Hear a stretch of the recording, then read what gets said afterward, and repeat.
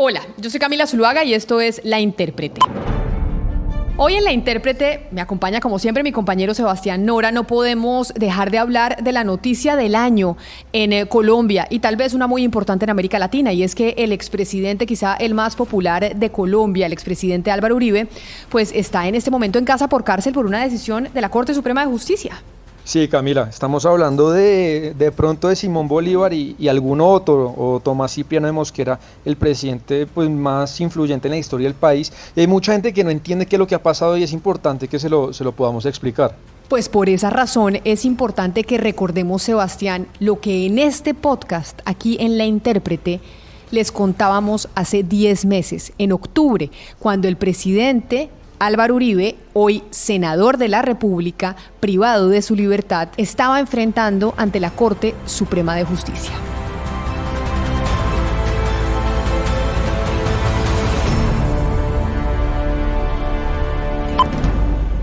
Colombia está viviendo un momento histórico. Nunca antes había un expresidente asistido a la justicia, a la Corte Suprema de Justicia, para enfrentar un proceso judicial. Muchos colombianos no entendemos a la perfección de qué se trata este proceso judicial que está enfrentando el expresidente Álvaro Uribe. Por eso hoy, aquí en La Intérprete, queremos hacer un ejercicio para contarles detalladamente, hacer cronológicamente un recuento de por qué razón el expresidente Álvaro Uribe terminó enfrentando la justicia. Por primera vez en la historia de Colombia, un expresidente de la República deberá rendir indagatoria ante la Corte Suprema de Justicia, que lo señala del delito de manipulación de testigos. Ese dudoso y deshonroso honor, Camila, le correspondió a Álvaro Uribe Vélez, quien deberá comparecer ante el alto tribunal acompañado de sus abogados. Pero Ana Cristina, ¿por qué no le explicamos a los oyentes realmente cómo empieza esta historia? Para que podamos entender por qué razón es que termina el presidente Álvaro Uribe pues teniendo una audiencia de indagatoria ante la Corte Suprema de Justicia. Camila, en el año 2012, el entonces representante a la Cámara, Iván Cepeda, empieza un periplo por las cárceles de Colombia como miembro de la Comisión de Derechos Humanos. En ese recorrido se entrevista con decenas de paramilitares que se acogieron a la Ley de Justicia y Paz. Uno de ellos es Pablo Hernán Sierra, quien ayudó a fundar el bloque Metro de las Autodefensas Unidas de Colombia, que funcionaba principalmente en Antioquia. Sierra manifiesta haber estado en la hacienda Guacharacas.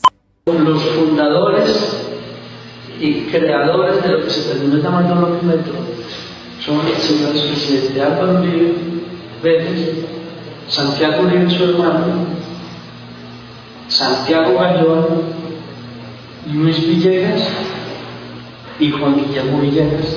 Y es que precisamente la hacienda Guacharacas es muy importante en toda esta historia, pues ese predio está íntimamente relacionado con la vida del expresidente Álvaro Uribe y con el proceso que hoy lo tiene llamado a rendir indagatoria ante el magistrado Augusto Reyes en la Sala Especial de Primera Instancia de la Corte Suprema de Justicia.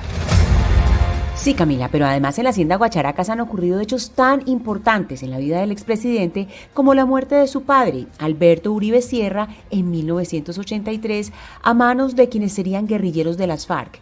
Pero también ha sido el escenario de otros hechos que enmarcan este territorio como el lugar de disputa entre paramilitares y guerrilla. Pero bueno, Ana, volviendo a las entrevistas del entonces representante a la Cámara, Iván Cepeda, en ese periplo que el representante estaba haciendo por las cárceles, no solo obtuvo el testimonio de Pablo Hernán Sierra, también obtuvo el de Juan Guillermo Monsalve, quien le manifestó cuando se encontró con el señor Cepeda en la cárcel, pues que quería tener una reunión con él y que todo lo que él le contara en esa reunión y en esas entrevistas, pues quería que terminara siendo de conocimiento de la Fiscalía General de la Nación. En primer lugar, el señor Pablo Hernán Sierra, en agosto del año anterior, quien fue comandante del bloque Cacique Pipintá de las Autodefensas Unidas de Colombia, y luego el señor Juan Monsalve, también perteneciente a las Autodefensas Unidas de Colombia, en primer lugar al bloque Metro y luego a otras estructuras de esta organización, me pidieron que escuchara sus declaraciones y que posteriormente las hiciera llegar, como hice en efecto, a la Fiscalía General de la Nación. Camila, tener claro quién es Juan Guillermo Monsalve también es muy importante para entender por qué el expresidente Uribe tiene una audiencia ante la Corte Suprema de Justicia. Déjeme le explico. Juan Guillermo Monsalve es el hijo del mayordomo de la Hacienda Guacharacas y es un ex paramilitar del bloque Metro de la SAUC. Claro, y es que Monsalve, en una serie de entrevistas que graba con el representante Cepeda entre agosto y septiembre del 2011, narra cómo surgió el bloque Metro y cómo fue la guerra con el ELN, que en ese momento tuvo escenario la Hacienda Guacharacas, que fue propiedad por mucho tiempo de la familia Uribe Vélez. Pues Camila, es que son esas entrevistas precisamente las que en su momento lleva el representante Iván Cepeda a la Fiscalía, cuando estaba a la cabeza Vivian Morales. Pero ¿sabe qué, Ana Cristina y oyentes? Hay un testigo adicional que debemos sumar a toda esta historia, y es Carlos Enrique Areiza Arango, quien en su momento se fugó de la cárcel Bellavista cuando estaba siendo trasladado a un centro de salud que está ubicado en el centro de Medellín. 2 días después, Areiza se entrega a las autoridades y estaba acompañado por el representante Iván Cepeda y el director de la corporación Construyendo Nuevos y Mejores Caminos, Carlos Contreras. Areiza había pedido la intermediación de estas 2 personas para entregarse. En su momento lo que dijo Areiza es que se había volado de la cárcel porque estaba teniendo amenazas debido a su condición como testigo dentro de un proceso por la parapolítica, y por esas razones que dice que se fugó. Sí, Camila, y de hecho Carlos Areiza toma relevancia en este caso en particular luego de ser sumado al expediente que se le abrió al senador Iván Cepeda tras ser denunciado por el expresidente Uribe, quien lo acusó de manipulación de testigos en el año 2014. Sí, Ana Cristina, pero ahí vamos a llegar más adelante porque si no confundimos a los oyentes en esta historia que es muy enredada y difícil de entender. Sigamos con la cronología del caso. Y ahora vámonos para abril del año 2012, cuando el representante Iván Cepeda, después de recoger todas estas entrevistas e información en las cárceles de Colombia, realiza un importante y sonado debate sobre la Hacienda Guacharacas, el bloque Metro y su relación con el expresidente Álvaro Uribe. Acuérdese usted, Camila y oyentes, que precisamente como antesala a ese debate, el 16 de febrero de 2012, el expresidente Uribe interpone una denuncia penal contra el representante, cuyo radicado es el 38541. Y es ese, precisamente, el principio de esta larga lucha judicial que tiene el expresidente Uribe hoy en la mira de los jueces. Este debate, por lo tanto, tiene por objeto realizar control político sobre las investigaciones que han debido adelantarse y que deben adelantarse por los crímenes de lesa humanidad que se han cometido en el municipio de San Roque, nordeste antioqueño, y otras zonas aledañas desde mediados de la década de 1990, e igualmente por la eventual responsabilidad que en tales hechos podría tener el entonces gobernador de Antioquia, Álvaro Uribe Vélez, su hermano Santiago Uribe Vélez, los hermanos Juan Guillermo y Luis Alberto Villegas Uribe y los hermanos Santiago Gallón Henao y Pedro Gallón Henao. Pero la historia no para ahí. Recordemos que en el 2014 el expresidente Uribe llega al Congreso de la República como senador, y en ese contexto también es elegido como senador Iván Cepeda, que antes era representante a la Cámara.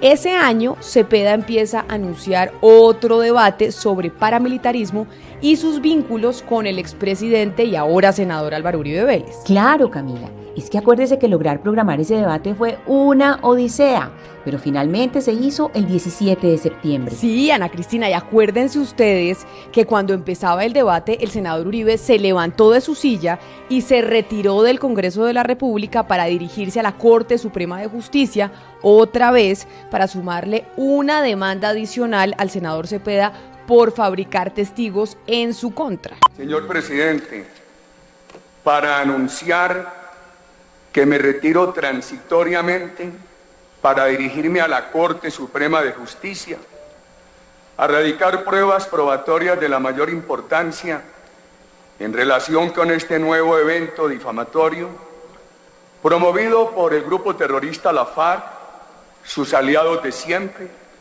los paramilitares, sus nuevos secuaces, sus antiguas víctimas, publicitado por Telesur y Canal Capital, medios de comunicación serviles del terrorismo, ordenado por el presidente de la República.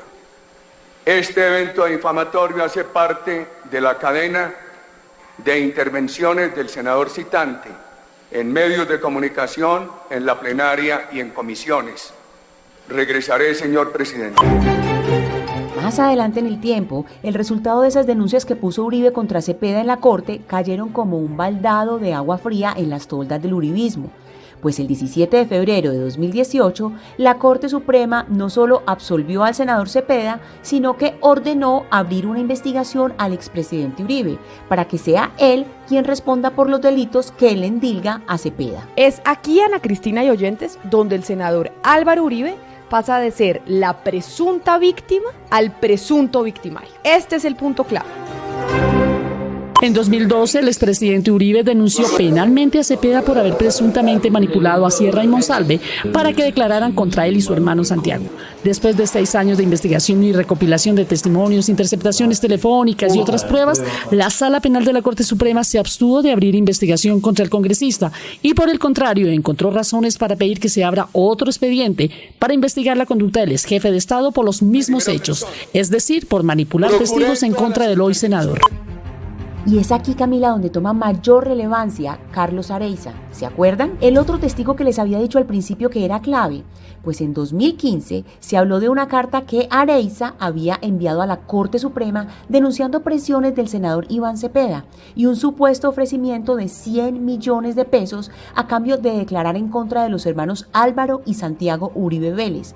Hecho ocurrido, supuestamente, después del episodio de su fuga, en donde el senador Cepeda medió para que se entregara. Aunque como todo en esta historia, Ana Cristina, y como todo en Colombia, Areiza después desmiente esa declaración y en su indagatoria en el año 2016 dice que recibió una visita en la cárcel de Jaime Restrepo Restrepo, quien le pidió que firmara varias hojas en blanco. Pero claro, Camila, además ahí Areiza niega haber recibido ofrecimientos o presiones por parte del senador Cepeda para que declarara contra los hermanos Uribe Vélez. Él decía, yo estaba hablando con otro abogado y cuando ya estaba entrando, ese abogado Juan Carlos me dice, Areiza, ella me dijo, ¿qué más? Yo me llamo Juan Carlos, manéjese bien, no me ponga a hablar más de la gente de Uribe ni de los amigos de él, no más la vida. Pero ese no es el único testigo de esta historia que cuenta algo similar. Otro de los testigos que inicialmente dijo haber recibido sobornos de parte del representante fue Carlos Enrique Vélez, conocido con el alias de Comandante Víctor, quien el 3 de septiembre de este año cambió su versión y aseguró que el abogado Diego Cadena lo buscó con el fin de ofrecerle dinero para que testificara contra Cepeda. Contó a la Corte además los detalles del supuesto complot, según el cual él debía conseguir 4 exintegrantes del Frente Pipintá que apoyaran su versión, la que le pedían que diera. Pero sin duda el que la gente tiene que tener más claro en su cabeza es Juan Guillermo Monsalve. Ese es el testigo clave. Él también afirmó haber recibido presiones para que declarara que el senador Iván Cepeda le había ofrecido prebendas para acusar al expresidente Uribe de tener vínculos con grupos ilegales. Claro, y además, Ana Cristina, es que la palabra de Monsalve se suma a algo mucho más delicado y revelador: la grabación de video que el mismo Monsalve realizó con un reloj que su esposa le habría hecho llegar a la cárcel. Y acuérdese, Camila, que es en esa grabación con el reloj donde queda registrado el posible soborno de parte del abogado Diego Cadena Ramírez, que es el apoderado del senador Uribe. Esta es la carta radicada ante el despacho de la Corte Suprema de Justicia. Allí se puede observar que es firmada por Monsalve con su número de cédula, fechada el 2 de abril y al parecer escrita el mismo día, cuyo contenido es el siguiente. Estimados señores, me dirijo a ustedes para pedirles perdón a ustedes y al país por haber permitido que algunas personas me convencieran de hablar en contra del senador Álvaro Uribe Vélez y su hermano Santiago, de quienes no tengo reparo alguno y me arrepiento de haber testificado en contra de ellos, si son personas totalmente inocentes y ajenas a los hechos. En la parte inferior, la carta tiene una anotación que, según se puede observar, hace el mismo Juan Guillermo Monsalve. Nota aclaratoria: esta carta la hago bajo presiones del abogado Diego Cadena y Enrique Pardo Hache, alias El Gringo, quienes fueron enviados por el presidente Álvaro Uribe Vélez. Esa grabación del reloj fue una de las piezas claves que utilizó la Corte Suprema de Justicia para abrir investigación contra el expresidente y hoy senador Álvaro Uribe Vélez por manipulación de testigos. Mire, conozco ese tema en una declaración que él rindió en el caso de Pablo Hernán Sierra Guerrero, y él manifestó que efectivamente él estuvo allí en la hacienda Guacharacas y que allá había grupo paramilitar y que a él le consta ese hecho, y siempre ha sido consistente en esa versión. Pero entonces la gente sigue preguntándose, después de toda esta historia, ¿por qué Uribe se convirtió en el cazador cazado? ¿Por qué pasó de ser el denunciante a ser el denunciado? Camila, pues por algo que para muchos parece insólito. El 14 de septiembre de 2018, la Corte Suprema de Justicia estaba investigando al representante a la Cámara Nilton Córdoba Manyoma por el cartel de la toga. En medio de toda esta investigación, ordenó que se le interceptaran sus llamadas telefónicas, pero en los expedientes de la investigación contra el congresista Nilton Córdoba Manyoma, el número de teléfono que aparecía era el del expresidente Álvaro Uribe. Y por eso, Ana Cristina y oyentes, es que los abogados del senador Álvaro Uribe dicen que al senador se le chuzó su teléfono de forma ilegal. Pero Camila, a pesar de que el número del celular que la Corte Suprema ordenó escuchar resultó no ser el del representante Córdoba, sino el de Uribe, la Corte dice que se trató de una chuzada legal y que lo que se encontró en esa interceptación se trasladó al expediente del expresidente Uribe. No es ilegal por la sencilla razón de que en principio se ordenó y así se dispuso interceptar la línea telefónica de Nilton Córdoba. Y se cumplieron con todos los protocolos que la ley y los reglamentos establecen para ese efecto, y de eso hay constancia en este expediente. Ahora bien, que no haya resultado el teléfono que nos ocupa del representante Nilton, sino del senador Uribe, no es un problema imprevisto, es un asunto imprevisto. Que las escuchas y los resultados de las conversaciones pueden interesar o tengan incidencia en el derecho penal, no pueden descartarse. Pero a pesar de lo dicho por la Corte, la defensa del expresidente insiste en que esas pruebas carecen de validez porque fueron obtenidas de forma irregular. Sí, Camila, pero es que ese reclamo fue rechazado por la Corte Suprema, que estaba encabezada por la entonces magistrada Cristina Lombana.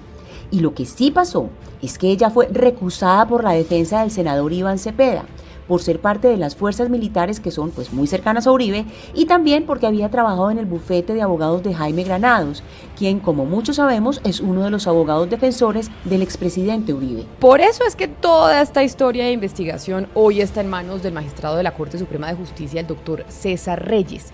Y aunque le digo algo, Ana Cristina, después de toda esta explicación que hemos dado usted y yo, muchas personas seguramente siguen sin entender de qué y por qué se acusa exactamente al expresidente Álvaro Uribe. Camila y oyentes, la clave de la inocencia o culpabilidad de Uribe la tiene el ex paramilitar del que ya hablamos y dijimos su importancia, Juan Guillermo Monsalve. Monsalve, quien hoy está detenido en La Picota, sostiene que desde muy niño conoció de los vínculos de Uribe con los grupos paramilitares, puesto que su padre trabajó en la hacienda Guacharacas en Antioquia. Es esta propiedad que está íntimamente relacionada con la vida del expresidente y su familia, como ya lo hemos dicho antes. En el caso de mi papá, ya trabajó como antes en la hacienda de La Manada con ellos. Y ya ¿Con ellos? Era como el mismo dueño. Es decir, ¿quiénes eran los dueños? Alberto Uribe Sierra, padre de Santiago y Álvaro Uribe. Y es que de hecho Monsalve afirma que allí operaba un grupo paramilitar, pero lo que es relevante para este proceso de Uribe es que Monsalve también asegura que estando preso lo visitó el abogado Diego Cadena, enviado al parecer por el expresidente Álvaro Uribe, para que se retractara de los gravísimos señalamientos que le había hecho al exmandatario en esas entrevistas, ¿se acuerdan? Que le dio al senador Iván Cepeda y por las cuales Uribe lo demanda ante la Corte.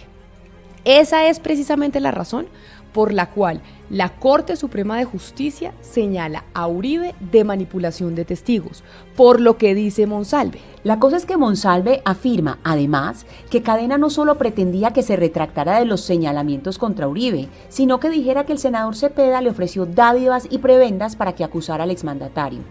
Aunque los abogados de Uribe sostienen que Monsalve miente, pues Monsalve dice que quienes mienten son Uribe y sus allegados.